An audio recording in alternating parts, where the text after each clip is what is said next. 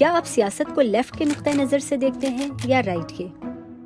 یہ سمتیں سیاسی تصورات سے کیسے منسلک ہوئیں؟ ابتدا میں اس سے مراد قانون سازوں کی نشستوں کی سمت تھی۔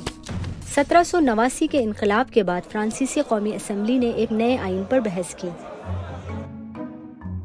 انقلابیوں نے بادشاہت کے حامی قدامت پسندوں اور اشرافیہ سے اختلاف کیا۔ انہوں نے خود کو اسمبلی چیمبرز کے اندر گروپوں میں منظم کیا۔ پریزائڈنگ آفیسر کے بائیں طرف انقلابی بیٹھنے لگے اور دائیں طرف قدامت پسند۔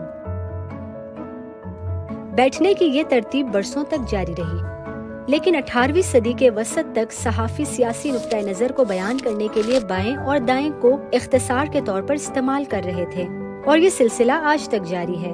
انتہائی بائیں اور انتہائی دائیں کی اصطلاحات سیاسی انتہاؤں کو ظاہر کرتی ہیں، جبکہ سینٹرسسٹ اعتدال پسند ہیں جو درمیان کی بات کرتے ہیں۔